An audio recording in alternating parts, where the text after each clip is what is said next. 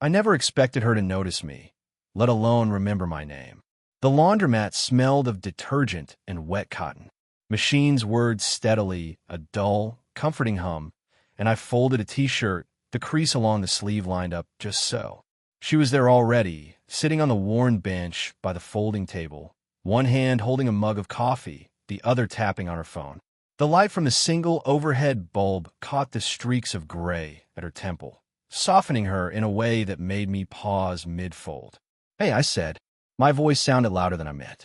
She looked up, startled, then smiled faintly. Not the polite smile you give a stranger. The kind that lingers, the corners of her mouth pulling at something unspoken. "Hey, your usual?"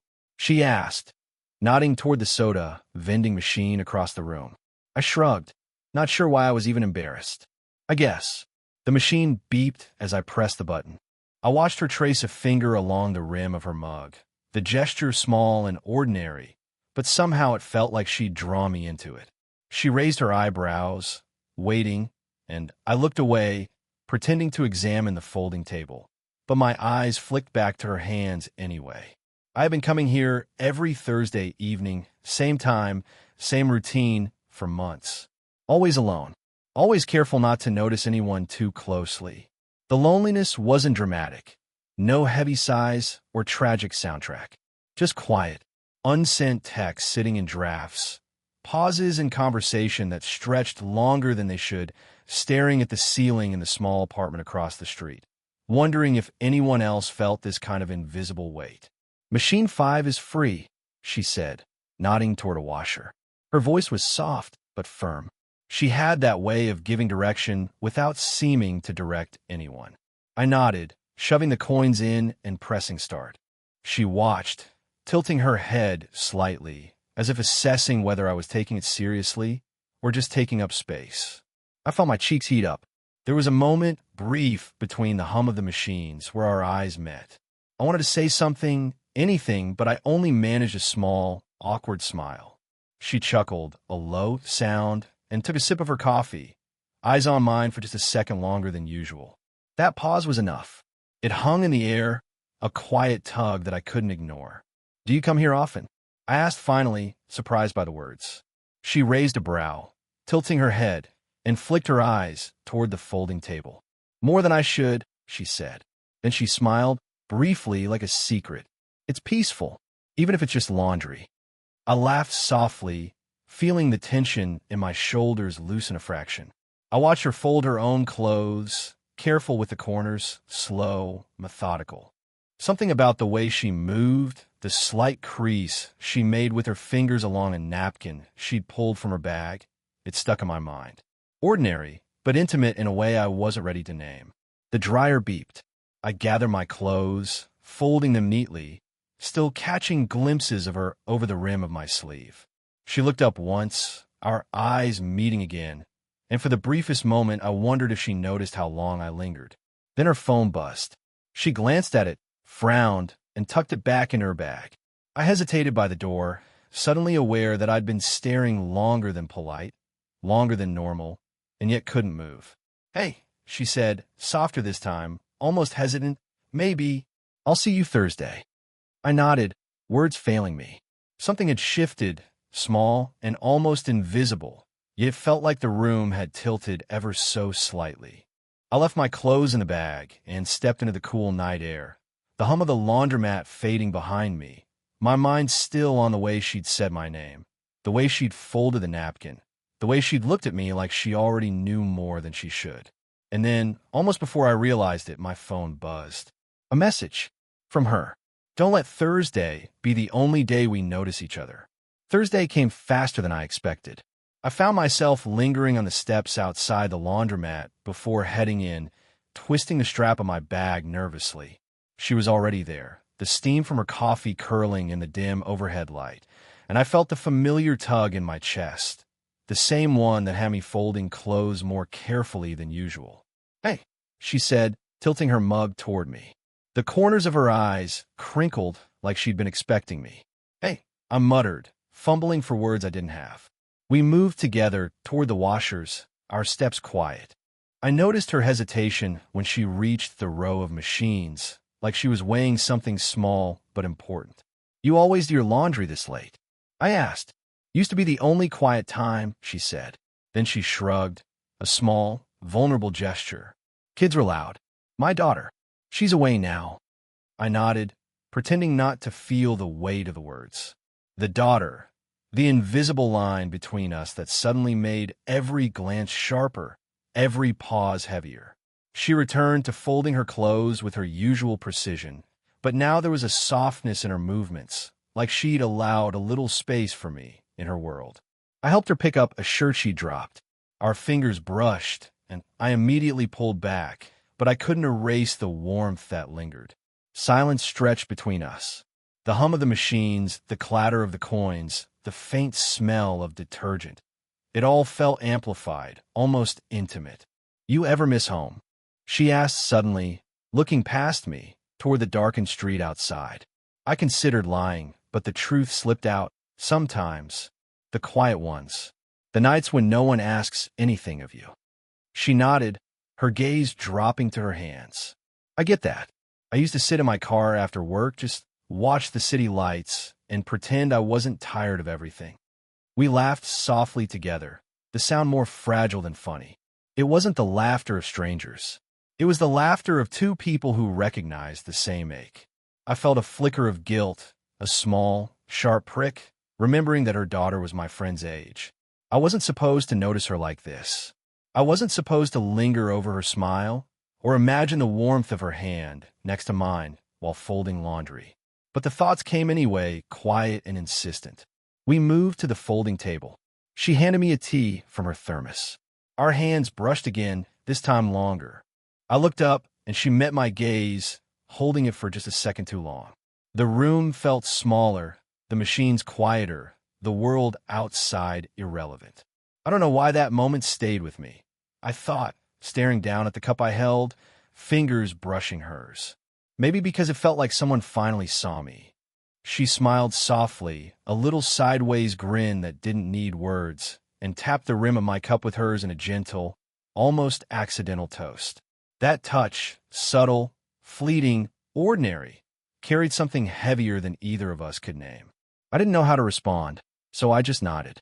The machines hummed, the lights buzzed, and for a moment, we existed entirely in that quiet, suspended space between knowing and pretending not to know.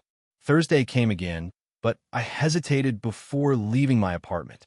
Something in me had shifted, though I couldn't name it. The thermos of tea from last week still sat on my counter, a faint trace of her in my kitchen. I ran a hand over the strap of my bag, thought about what I'd say, or not say, and stepped out into the cool evening. She was already there, leaning against the wall by the washers, one hand on her hip, the other adjusting her scarf. Her hair caught the dim light, and I felt the tug in my chest that I could no longer ignore. "Hey," I said, softer this time. She didn't answer right away, just tilted her head, eyes narrowing slightly, like she was measuring whether I belonged in that space, or if I was about to do something foolish. I started my usual folding and sorting, trying to let the machines unground me. She moved beside me, folding her own clothes, her elbow brushing mine lightly. I stiffened and then relaxed, but the air between us thickened. I wanted to reach out to say something, anything, but stopped. I noticed the hesitation in her movements too, the way she paused before picking up a sock, her gaze flicking to mine and then away. Something in her was holding back, and I realized with a small pang that maybe she didn't want me to notice how much she wanted to be noticed. A friend's voice called from the doorway, cheerful and oblivious. "Hey, you too. Fancy seeing you here." She straightened immediately, slipping her hand behind her back, eyes darting toward the entrance. I felt the tension spike, a sharp reminder that the world outside this little bubble could intrude at any moment. "Just laundry," she said quickly, smiling at me, but it didn't reach her eyes entirely. I nodded, feeling the pulse of embarrassment and longing collide. The machines hummed again, louder somehow. I turned to fold a shirt, pretending to be absorbed, but my eyes kept flicking to her. She noticed. I could see the small twitch at the corner of her mouth, the way she brushed her hair behind her ear twice, almost like a nervous tick. Time stretched. Silence settled between us, thick with all the things we weren't saying. She handed me a towel. Our fingers brushed, lingering longer than necessary. I felt my pulse catch. I wanted to pull her close. Just once. But instead, I straightened, heart hammering, and held it like a book I couldn't open. "You okay?" she asked softly, voice low, almost hesitant. I nodded, unsure if I meant it. The moment stretched. Machines whirred. The lights buzzed. I could feel the weight of her gaze on my hands, on the small movements of folding, on the slight tremor in my own fingers. For a heartbeat, I imagined leaning in, her lips just inches from mine, her eyes half closed, her hand resting gently against my chest. And then, the buzzer of the washer snapped me back. I exhaled. She stepped back slightly, just enough to create space between us, her eyes flicking down to the laundry. I didn't move. Neither of us said anything. But something had shifted. I realized I wasn't just seeing her. I was waiting. The evening air was cool, carrying a faint smell of rain. We walked down the narrow street behind her building, her bag slung loosely over one shoulder, the sound of our footsteps echoing off the brick walls. She was quiet, unusually quiet, and I felt the weight of it pressing against me, like the space between us had grown heavier without either of us moving. "You ever worry about being alone?" I asked finally, fumbling for something that might break the silence. She paused, one hand resting on the railing of a low fence, her head tilted toward the sky. "Sometimes," she said softly, not meeting my eyes.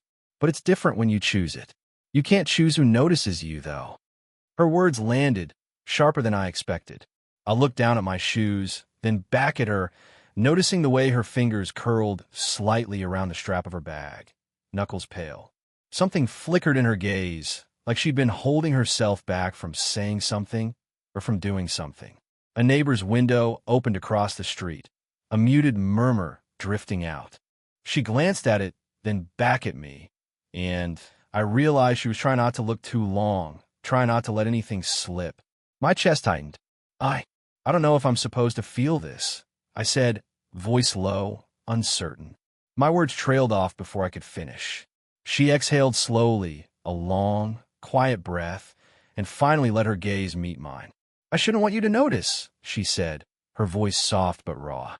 "But I do, more than I probably should." Something in me surged, a mix of longing and guilt and fear I couldn't name. My hand itched to brush against hers, but I froze. The space between us was charged, yet still polite, still measured. I don't know what I'm doing here," I whispered, almost to myself. "Or if it matters. Or if I should even." She tilted her head, eyes narrowing slightly. And for a moment, it felt like the entire world had shrunk to just the two of us. I imagined what it would be like to lean in, to feel her hand in mine, to let something shift that hadn't before. The thought scared me more than it excited me.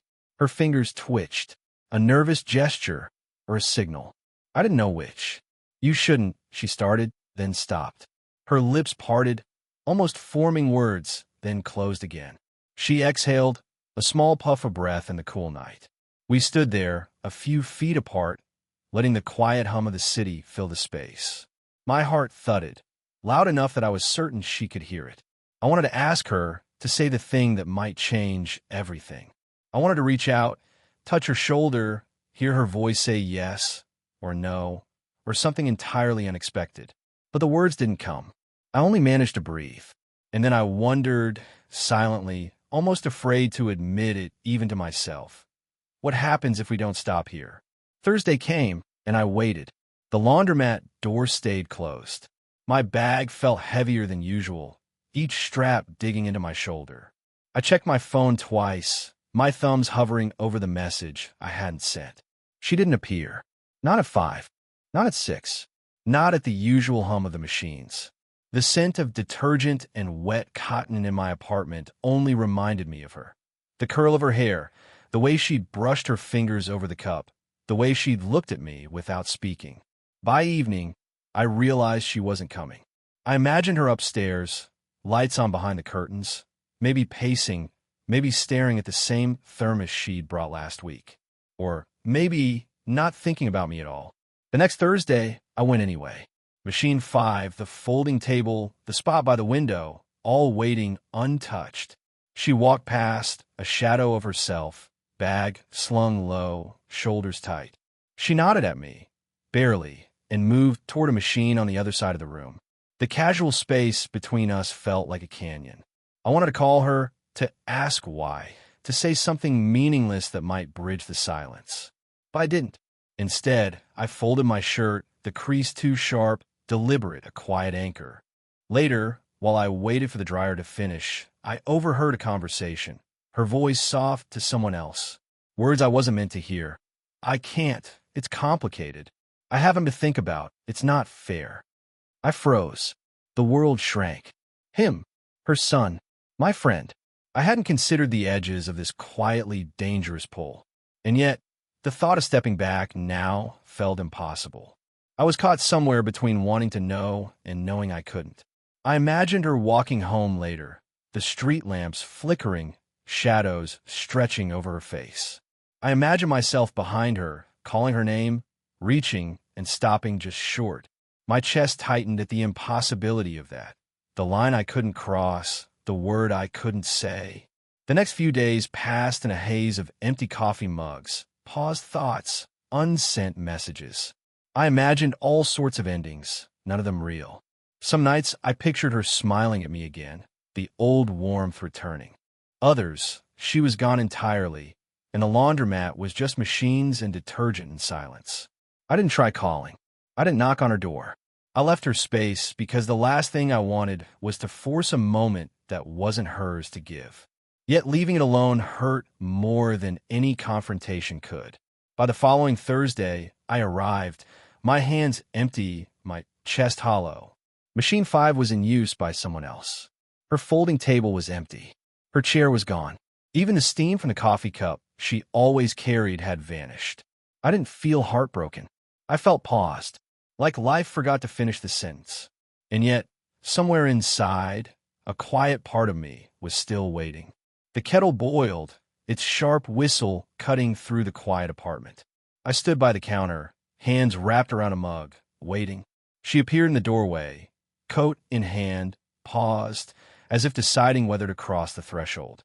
"Hey," I said softly. "Hey," she replied. Not with a laugh, not with warmth, just enough sound to fill the space between us. I gestured toward the counter.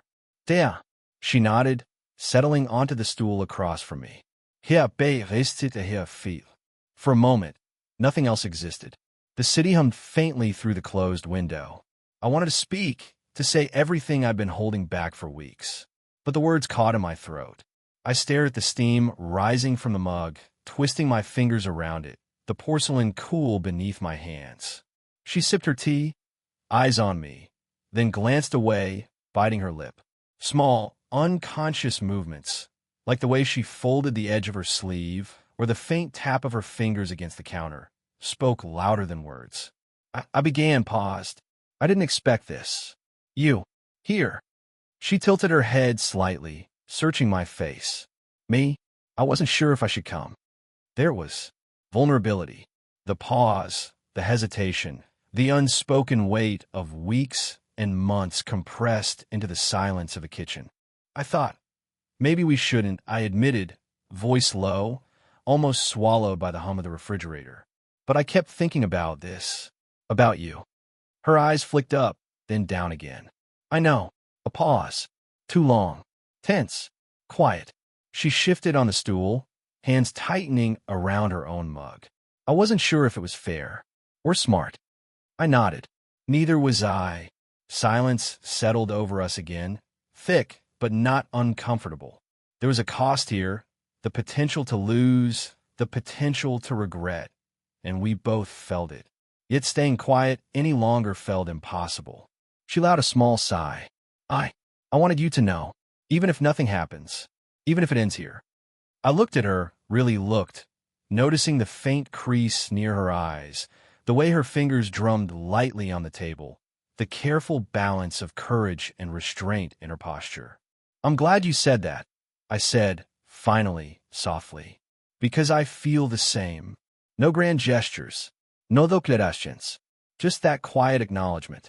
We held each other in that small, unremarkable kitchen, letting the words settle where they had to. She smiled faintly, almost shyly. "Okay," she said. "Okay," I echoed, letting the weight of months ease slightly. We sipped our tea. The kettle had cooled. Outside, the city continued its hum. Inside, nothing exploded, nothing changed outwardly. But something had shifted irreversibly. A quiet, fragile connection, honest in its simplicity. And that was enough. Weeks passed. Thursdays remained our ritual, though it wasn't always the laundromat anymore. Sometimes it was the small park bench across the street, or the cafe on the corner where the barista knew our orders by heart. I liked that, the quiet predictability, the little threads we'd woven into ordinary days. She still carried the same thermos, though now I knew to let her pour my tea first. I'd return the gesture with a careful fold of the napkin or a subtle check of the time, 8:47 a.m., or whatever it happened to be. Small signs we noticed, but the world could ignore. One morning, I arrived early. The sun caught her hair just right, and I realized I hadn't felt the tug of longing like that in months. She smiled at me, a small, private grin, and I felt a warmth that wasn't urgent or aching. It was home. "Black coffee today?" I asked, teasing softly. "Of course," she said, leaning back on the bench, the corner of her mouth lifting. We sat in silence for a while. No words were needed, just the rustle of leaves, the occasional bark of a dog, the hum of the city waking up around us. It felt ordinary, perfectly ordinary.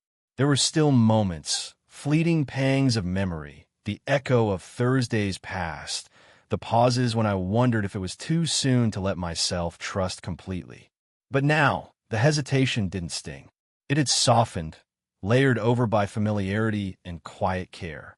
One afternoon, she left her scarf on the bench by mistake. I picked it up and held it briefly, noticing the faint scent of her perfume. Not overwhelming, just her. I didn't return it immediately. I carried it with me for a block, then casually handed it back when we met at the corner, and she smiled like she knew exactly what I'd done. The laundromat still existed in the background of our lives. Sometimes we passed through it, sometimes not. But its hum, its ordinary quietness, was now stitched into our story, like a familiar melody that only we recognized. We didn't talk about us in grand terms. There was no confession of eternal love, no dramatic declarations. Just small acknowledgments, a shared cup of tea, a hand briefly resting on the other's, a quiet okay when one of us drifted off in thought. On one such morning, she leaned her head on my shoulder for a moment, just long enough to feel connected, just long enough for the world outside to fade. I realized I could sit like that forever, and it would be enough. As we parted later, she left with her thermos in hand, and I stayed on the bench, watching the sunlight fall across the street. A soft smile tugged at my lips. I didn't need to tell her how much she'd changed my world. She already knew, and I knew, in that quiet way only we did, that this, the small gestures, the shared routines, the silent understanding, was all the love we needed. Somewhere between black coffee and folded napkins, the laundromat hum and the park bench, life had quietly settled. And we had, too.